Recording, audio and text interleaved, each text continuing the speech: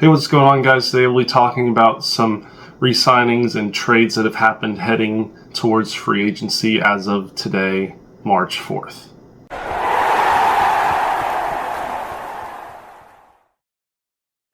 So first up, we have the franchise tags that have been declared that are notable today. The Bengals have franchise tagged T. Higgins and are looking to work with him towards a long-term deal.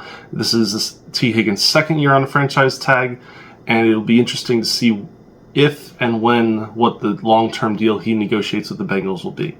T. Higgins has had several good years, and the Bengals are very serious about keeping Joe Burrow happy by bringing back his second favorite target. The other franchise tag that happened ahead of the deadline that is notable is Trey Smith for the Kansas City Chiefs. Trey Smith was very, very good on the O-line for Kansas City this past year, and they are looking to also sign him to a long-term deal, but they wanted to extend their time to do that, hence they used the franchise tag.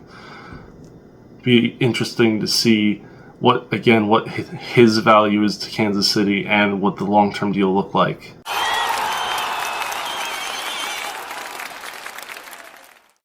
Heading into the franchise tag deadline, two notable signings have occurred. The Cowboys have re-signed Osa Odighizuwa, defensive tackle, to a $80 million 4-year deal. This is great news for the Cowboys. Osa played very well for them in 2024, and he should continue to be a solid piece of their D-line heading into 2025. The other major re-signing was Alaric Jackson for the Los Angeles Rams. Jackson became a key piece of that O-line heading into the second half of 2024, and resecuring him has allowed the Rams to not worry too much about their O-line in 2025.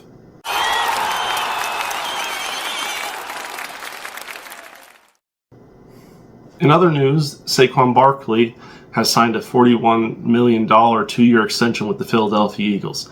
Now, this is great news for Saquon Barkley as he's finally getting paid the money he deserves, and for the Eagles, who continue to have their great running back who helped them get a Super Bowl. Also resets the running back market, which had become depressed in the past few years due to teams viewing running backs as disposable and not worth big contracts.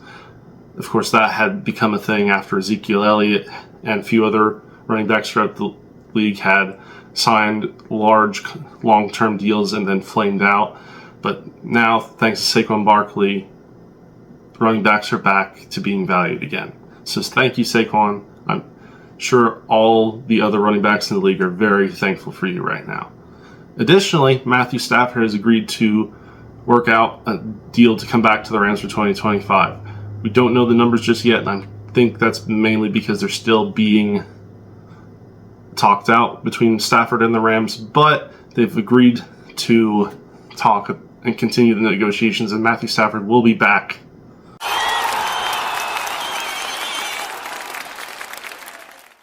And finally, we get to the trades. So 2 trades of note happened before the franchise tag deadline. The first one that happened was that Deebo Samuel was traded by the 49ers to the Washington Commanders for a 5th-round pick. I think this is a great deal for the Washington Commanders, who gets Jaden Daniels, another dynamic pass catcher in Deebo. And this is also good for the 49ers, who have a cap situation going on that offloading Deebo helps. The Commanders, I think, will win this trade in the short term as they look to build around their young, dynamic quarterback, but we'll see what the 49ers do with that 5th-round draft pick. The other trade that happened, this one just happened today as of recording on March 4th, is the Los Angeles Rams have traded former guard / center Jonah Jackson to the Chicago Bears. So Detroit Lions fans, your former player is now back in your division.